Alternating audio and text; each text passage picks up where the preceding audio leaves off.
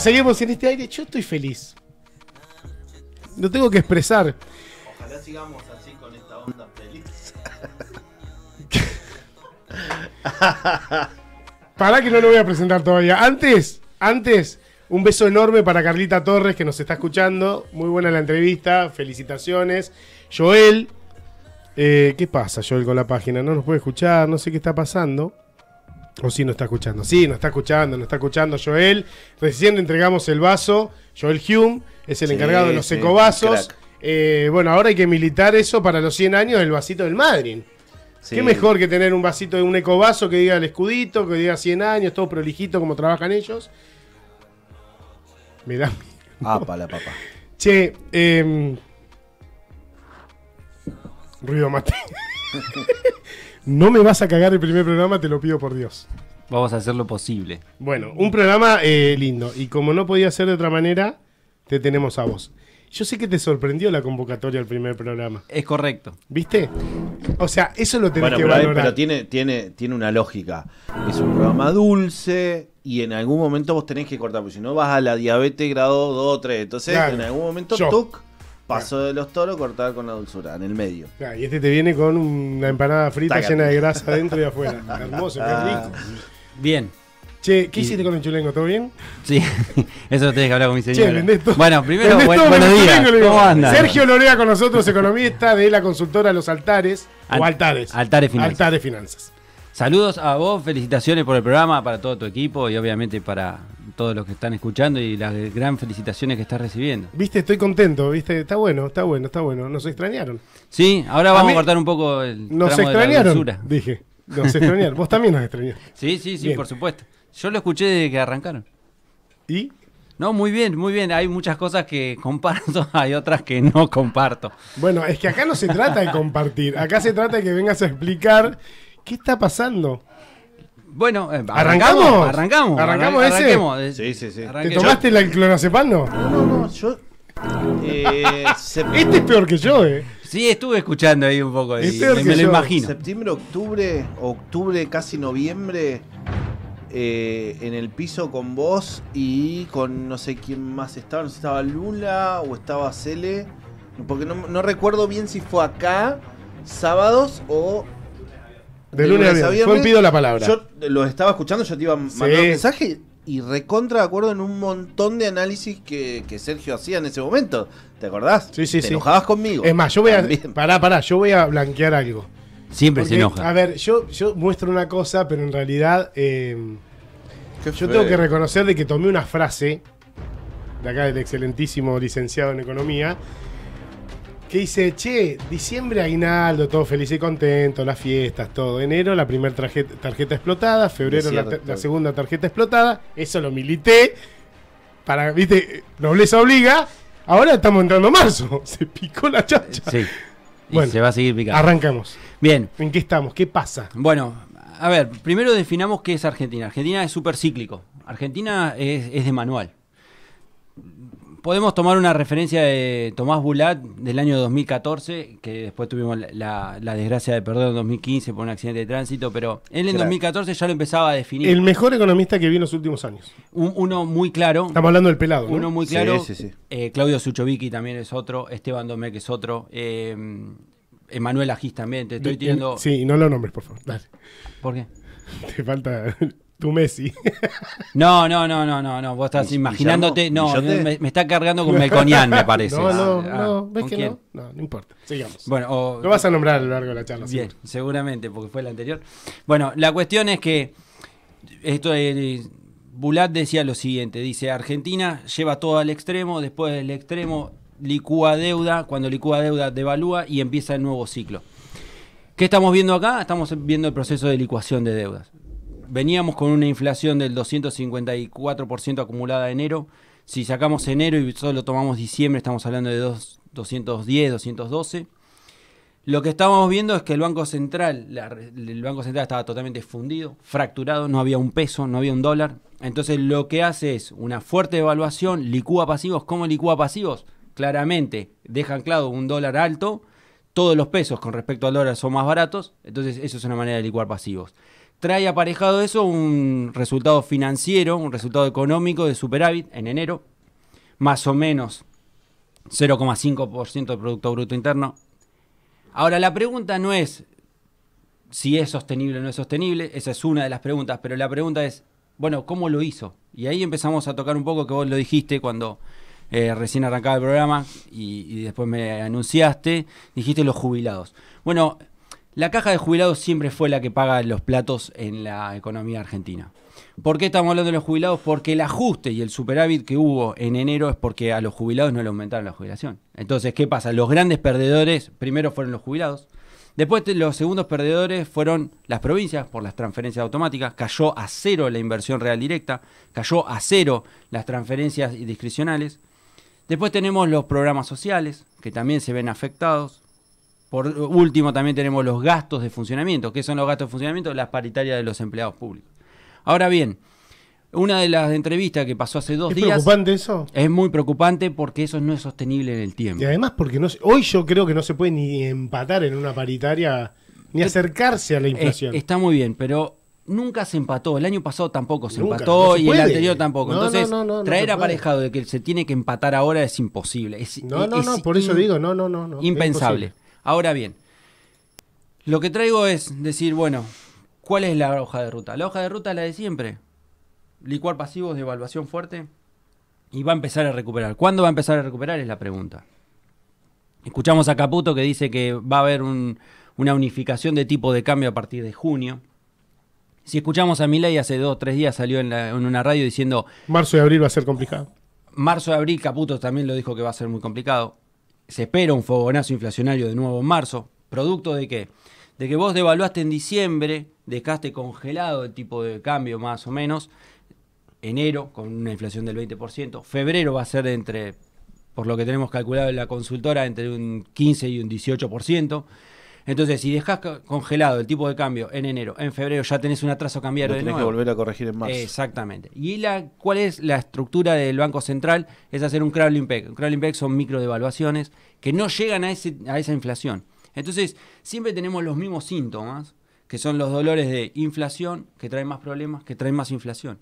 Entonces, ¿cómo se resuelve esto? Con una devaluación inevitable, porque veníamos con una aceleración inflacionaria muy alta, volvemos a decir, un Banco Central roto. Entonces, las herramientas económicas, política económica, es muy difícil. ¿Estamos en la estanflación? ¿Estamos ahí? Claramente en una recesión con inflación, que es la única solución que hay. Ni hiper ni están.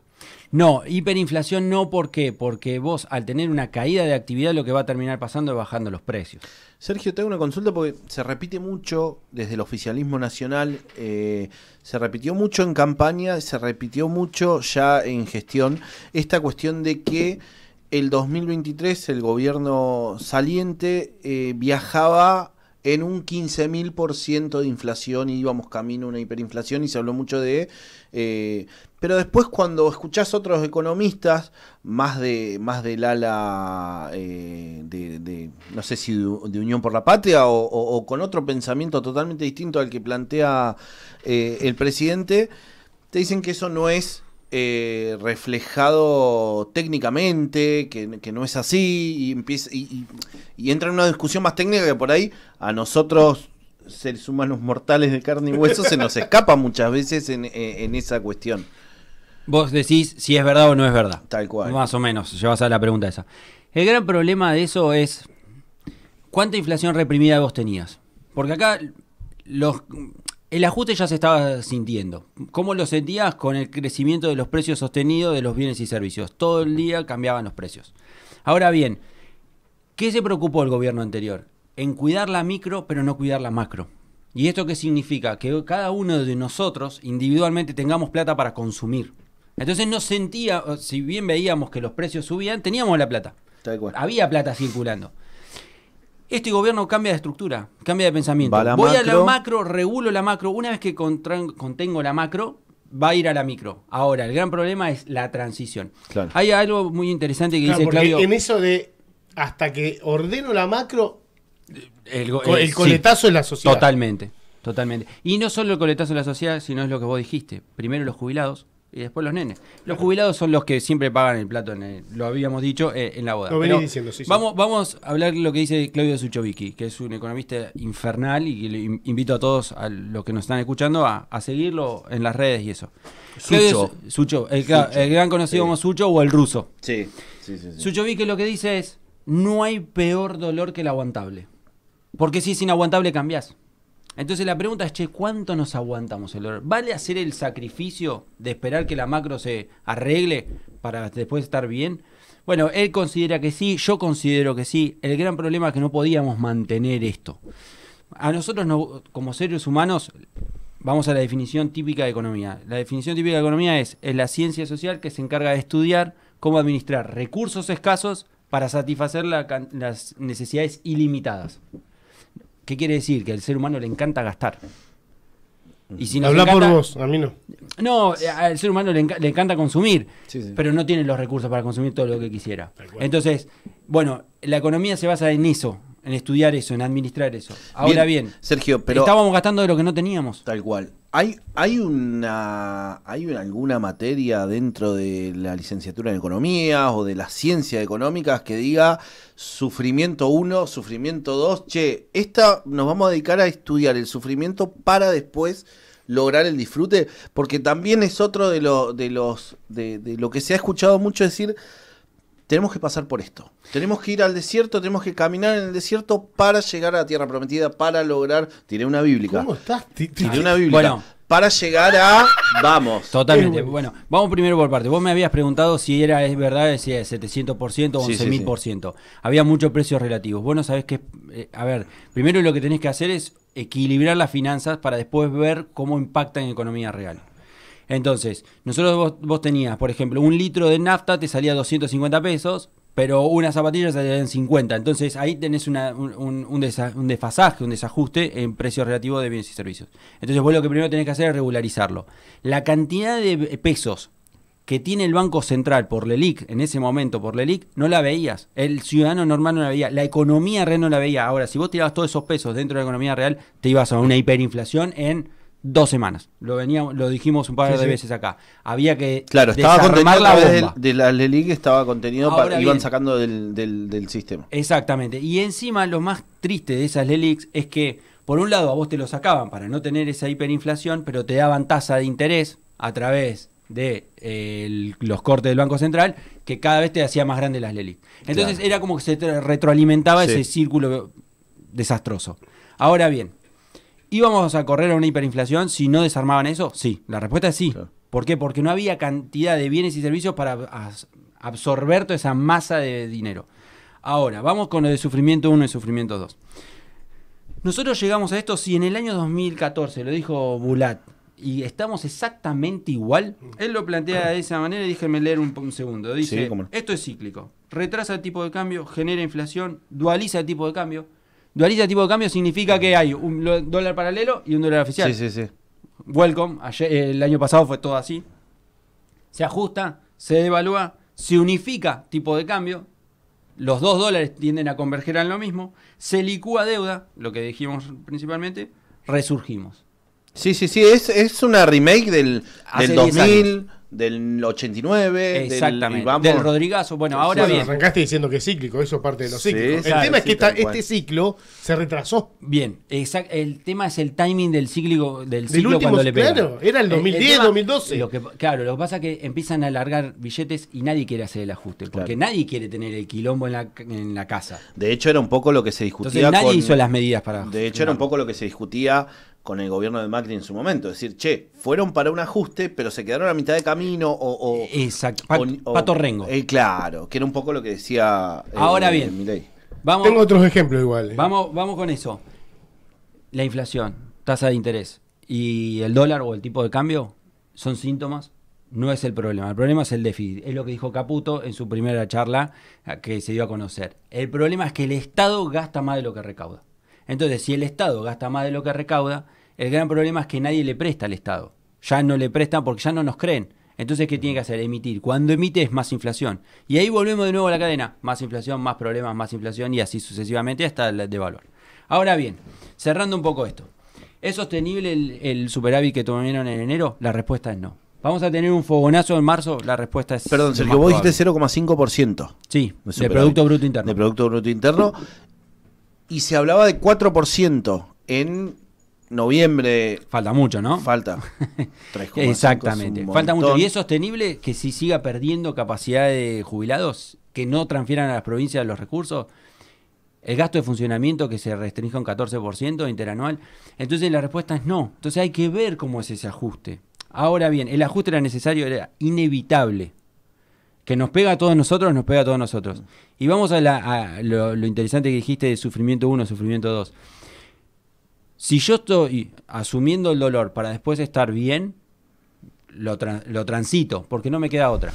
Siempre se da el mismo ejemplo. Vos tenés un paciente que necesita una reanimación. Cuando vuelve, el problema recién comienza. ¿Por qué? Porque él tenemos que ver cómo se cuida para que no esté de nuevo en esa misma situación. O cómo logra mantenerse por motos propios y sin la ayuda. Bueno, sin la ayuda. primero, Claro. y segundo, después tenés que mejorar todas tus comidas, esto, el otro. Bueno, la cuestión es, nosotros tenemos que estar transitando eso.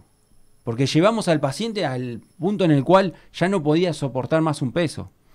Y aparte otra cosa, están todos muy desesperados de decir, bueno, ¿cuándo salimos del cepo? ¿Cuándo salimos del cepo?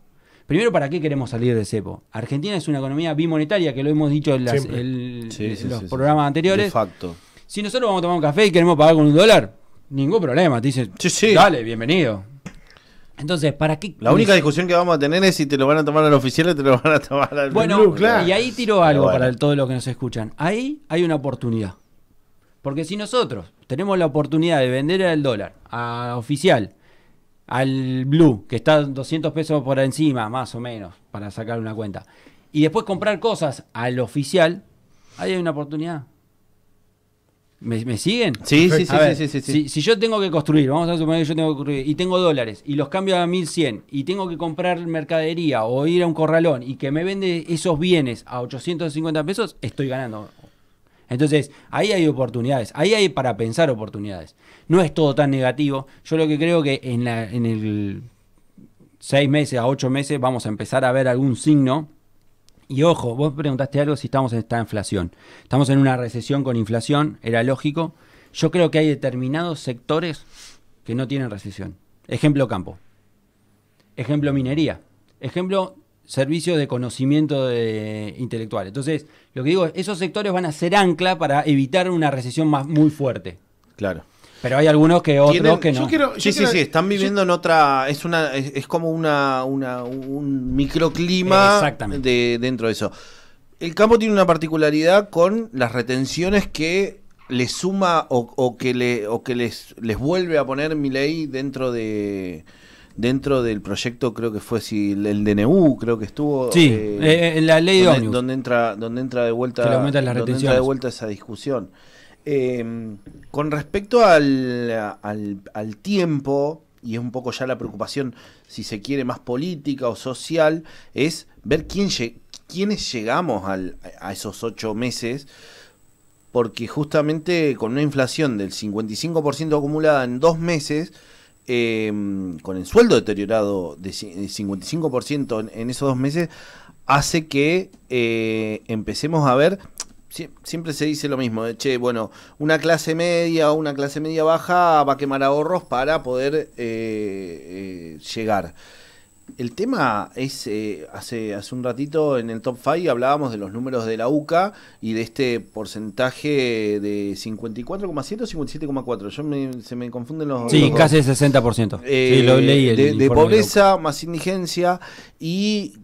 Con claros números en ascendencia para lo que va a ser febrero y marzo. Entonces, es preocupante decir, ¿cómo llegamos o de qué manera puede el Estado Nacional, a través del salario mínimo o a través de cómo pueden componer de abajo para arriba para poder llegar, para poder acompañar a eso? Decir, tirame una soga, flaco, Bien. hasta para poder acomodar y llegar...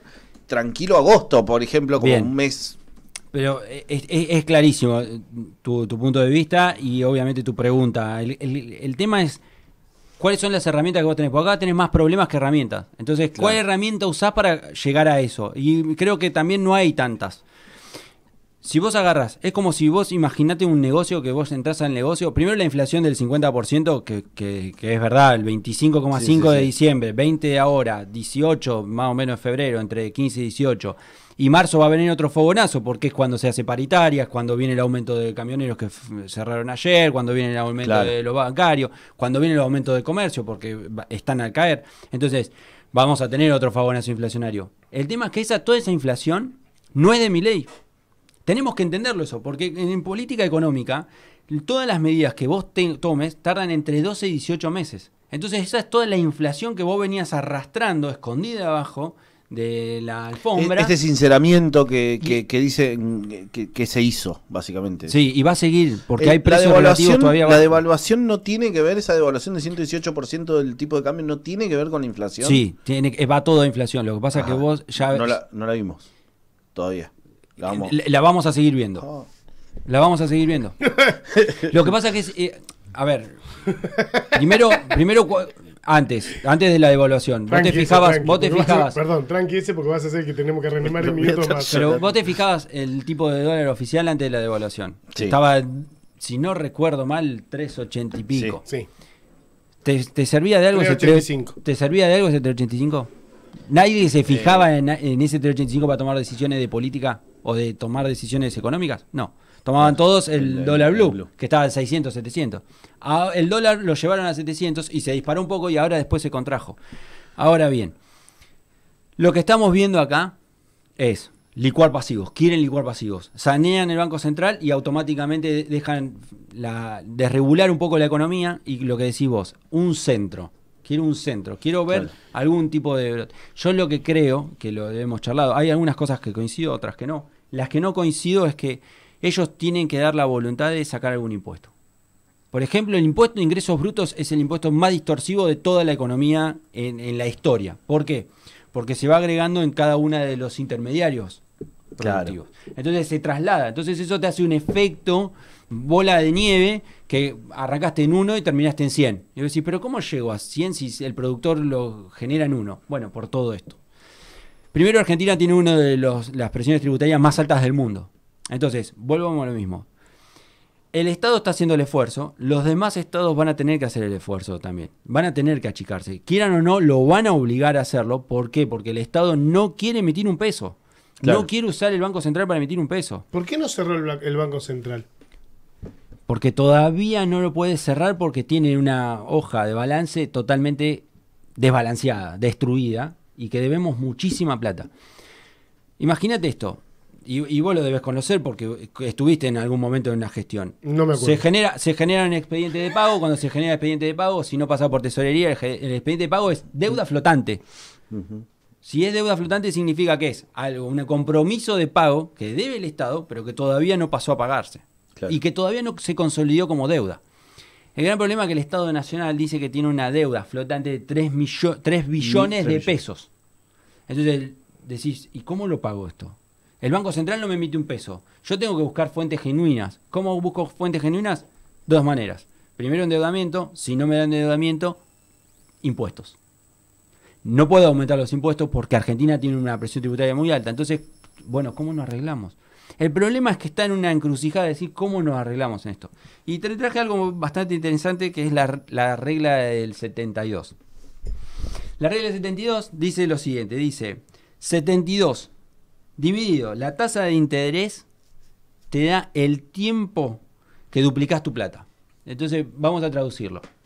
Vamos a suponer que yo invierto... que del otro lado está Doña Rosa, Don Pepe escuchando. Bueno, por eso se la traje a ellos. ¿Por qué? Y a mí, yo soy Doña Rosa y Don Pepe. Vamos a suponer que vos agarrás y decís, yo tengo una tasa de inflación como Argentina del 200%, hago 72 dividido 200% y me da que en 3 meses pierdo la mitad de mi ingreso. ¿Qué significa? Que es inviable. Yo no puedo tener esta inflación. Ahora, ¿es de mi ley? No, es de lo que se venía arrastrando y de lo que sale a darse. Entonces, lo que dice es, si yo todo ese 72 dividido la tasa de interés que yo tengo, voy a ver si duplico el dinero o en cuánto tiempo pierdo yo el dinero. Claro. Entonces, con una inflación muy alta, hacemos 72 dividido 20 y ahí lo que te va a dar que en 7 meses, si se mantiene la inflación más o menos, estás perdiendo tu capital. Entonces, lo que tenés que hacer es buscar alternativas. Y otro consejo. Nosotros el año pasado dijimos que era bueno estoquearse. ¿Por qué? Porque veíamos un retraso de tipo de cambio. De acuerdo. Entonces, si teníamos un retraso de tipo de cambio, estoquearse está bueno. El problema es que cuando tenemos una inflación tan alta, estoquearse no está tan bueno. ¿Y por qué no está tan bueno? Porque cuando tenemos una inflación en la cual va a perdurar alta, lo que termina pasando es que la gente selecciona el bien. ¿Por qué? Porque no tiene plata. Entonces no va a comprar lo que sea, va a comprar un determinado bien. Y entonces lo que vas a terminar vendiendo son los bienes buenos y vas a tener un montón de malos que lo único que te hacen es te ocupan estantería, tenés que pagarlos y no sirve. Entonces nuestro consejo hoy de la consultora es, en un proceso de tanta inflación en este momento, sobreestoquearse tampoco es bueno. Bien. Tengo una última pregunta, pero es para sacar dudas, porque lo hablo mucho por ahí con amigos y eso, y siempre nos queda esta sensación. Que un poco fue más o menos las preguntas que hice en base a eso. No sé si te contesté. Sí. No sé si me convenciste. Me contestaste. No. Lo tenía que tirar, No, No estoy para convencer. Tal cual. No, pero esto tiene que ver con esta cuestión de, que lo hablamos en algún momento, del sinceramiento de los precios, hablamos del combustible, del valor del combustible en la región y demás. Y hace, de un tiempo para acá, o de hace varios años para acá, se discute la otra parte también de que cuando vos te encontrás en una discusión decís, che, bueno, el litro de combustible está trazado en relación a la región. Entonces vos ves a Chile en 1,4 centavos, a Brasil en 98 de dólar, o $1.50, y bueno. ¿Qué hace que nosotros hagamos ese análisis? ¿Cuál es el...? Porque no hay un costo. Hace años que el Estado no hace costos. De hecho, el último tipo que lo sigue diciendo hasta el día de hoy que hacía costos era Guillermo Moreno. Entonces, de ahí para acá, ¿dónde está el análisis para entender por qué está atrasado en relación a qué? Porque la duda más grande por ahí del tipo de a pie es, che, si tenemos atrasado el combustible, si tenemos atrasada la energía, si tenemos atrasado, no sé, los servicios básicos están atrasados, ¿por qué tenemos... ¿Quién nos invita a adelantarnos? ¿O qué es lo que está invitando a adelantarnos a llevarlos a la actualidad, al precio? Porque el mercado, ¿cómo lo lleva a tierra? Claro. Muy buena la pregunta. Vamos a suponer que, como decís, vos generalmente entre países lo que se llama paridad de poder de compra. Si vos tenés en un país más alto que en el otro país, lo que vas a hacer es todo lo que vos producís de ese bien lo vas a exportar al otro, porque te conviene, porque es más alto el precio. Entonces vos lo que tenés que tener es un equilibrio entre todos los demás países, porque si no, ese producto se va. Ese producto puede tener ventajas comparativas, es decir, me sale más barato producirlo, entonces por eso lo exporto. Y igualás la paridad de poder de compra. Ahora bien, vamos a suponer que el litro de nafta siempre valió $1. Vamos, para redondearlo, es 1,2 o galones. En Estados Unidos un galón es 2,5, que el galón está en 2,2 litros, pero más o menos. Vamos a suponer un litro igual a $1. Cuando vos empezás a pagar menos de ese dólar, quiere decir que alguien está sacando de su bolsillo y lo está pagando para que vos tengas el precio subsidiado. El gran problema acá es que el Estado estaba pagando para que a vos te llegue en tu factura o cuando cargues nafta un precio diferencial, más bajo. Ajá. Entonces, ¿qué pasa? El Estado te da esa plata para subsidiarte ese consumo y vos esa plata que no destinás al litro de nafta o a la energía, la destinás a ese consumo. Entonces, ¿qué pasa? Vos lo que haces es una transferencia de recursos. Dejás de pagar lo que tenés que pagar en la nafta y lo consumís en bienes y servicios. Entonces ahí estás alentando la demanda de bienes y servicios. El gran problema es que nosotros llegamos a un sobrecalentamiento de la demanda de bienes y servicios. Teníamos muchos billetes, queríamos consumir bienes y servicios y no nos sacaban el subsidio de la nafta. Ahora lo que dice este Estado es, yo no te pago más el subsidio de la nafta. Saco el pie de ahí. Entonces vos vas a tener que pagar lo que tenga que pagarse la nafta. O la energía, o el gas, o la luz, o el agua, el que sea. Entonces, cuando haces eso, vos lo que tenés que hacer es decir, pero soy más pobre. Sí, ¿por qué soy más pobre? Porque dejo de consumir bienes y servicios y me empiezo a pagar esto. Claro. Entonces lo que está haciendo el Estado es decir, yo ya no pago más subsidios, libero la economía y que encuentre su propio equilibrio. ¿Es bueno? Y es bueno, siempre desregular la economía es bueno. ¿Por qué? Porque cuando vos regulás la economía pones trabas. Y con esto cierro de un ejemplo. cierro por ustedes, ¿no? Porque yo podría de economía hablar un montón, pero porque me gusta, pero vamos a un ejemplo. Si yo te pongo una traba de, bueno, acá las personas con pelo largo no trabajan, las personas con jean no trabajan, las personas con camisa no trabajan, entonces, ¿cuántos trabajamos? Uno. Entonces, esos son los controles que se hacen en la economía. Cuanto más controles en la economía pones, más chico es el mercado. Te doy un ejemplo. En Argentina se pone el control de tipo de cambio. Cuando se pone el control de tipo de cambio, vos sos una empresa y querés sacar tu plata que invertiste, que ganaste a tu casa matriz, no te dejan. Decís, bueno, perfecto. Cuando me dejen, ¿qué hago? Me voy. ¿Qué pasó con las empresas grandes? ¿No me dejaban girar los fondos? Listo, buenísimo. A la primera de cambio, ¿qué hacen? Se van. ¿Y cuando se van, vuelven? No. ¿Por qué? Porque la experiencia fue negativa. Entonces, si vos empezás con restricción, de la que sea, en el mercado que sea y en el sector que sea, lo único que vas a hacer es un achicamiento. Entonces es lo que se llama, en la jerga económica, es cazar en el zoológico. Porque siempre terminan 3, 4 actores. La pecera. Y, Sí, claro, sí, sí, la misma analogía. Y le tirás a los 3, 4, 5 que siempre están. Y no es la idea. Sergio Lorea.